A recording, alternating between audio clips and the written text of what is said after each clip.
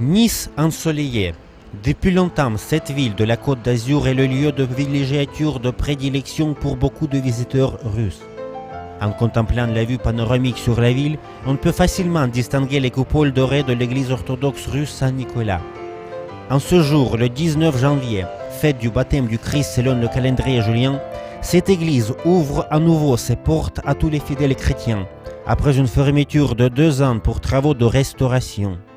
À cette occasion, la célébration est présidée par Monseigneur Antoine, évêque de Bogorodsk, responsable des établissements du patriarcat de Moscou à l'étranger, et Monseigneur Nestor, évêque de Кхерсонес.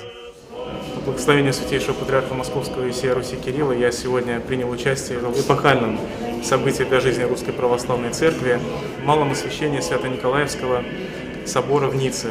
Я хотел бы, пользуясь возможностью, сердечно поздравить всех верующих и вообще всех жителей Франции, потому что этот храм является памятником архитектуры этой прекрасной страны с этим замечательным событием. Я искренне надеюсь и верю, что этот храм на протяжении еще многих-многих столетий будет исполнять самое главное предназначение, которое было ему предначертано со дня его освящения более чем 100 лет тому назад, быть домом Бога и домом многих и многих людей, которые будут переступать его порог. Aujourd'hui, la divine liturgie commence par la cérémonie de petite bénédiction de l'Église.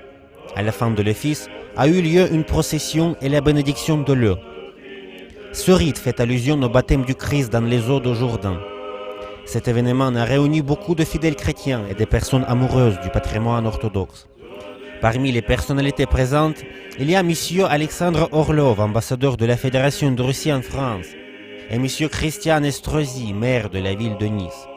Pour moi qui ai grandi dans ce quartier, pour moi qui, avec des camarades d'origine russe, j'allais sur les bancs du lycée du Parc Impérial, cette cathédrale fait partie tout simplement de tout ce qui m'a été enseigné, de ce qu'il y a de beau, de ce qu'il y a d'immense et de ce qu'il y a de plus significatif dans la grande histoire de la Grande Russie.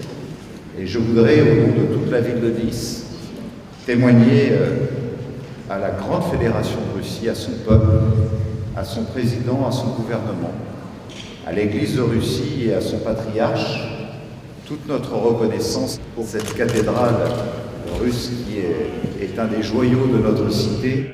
La construction de la plus célèbre église russe en France a été terminée en 1912.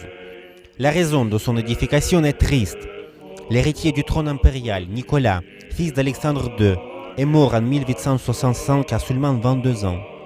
Le père, brisé par le chagrin, décide de construire une chapelle sur sa propriété, à l'endroit même où se sont déroulés les derniers instants de vie du Tsarevitch.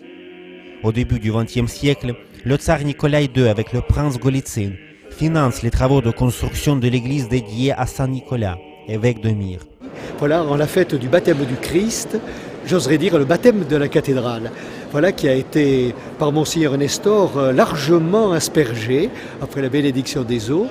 Et je crois que cela nous dit aussi que voilà, nous admirons l'architecture, les pierres ont été bénies, mais je crois que ce qui est important, c'est que nous soyons des pierres vivantes ensemble, pour dire que, chrétiens, nous ne sommes pas un ordre dispersé, mais que selon l'ordre du Christ, nous voulons davantage dire l'unité qui nous unit, c'est l'amour.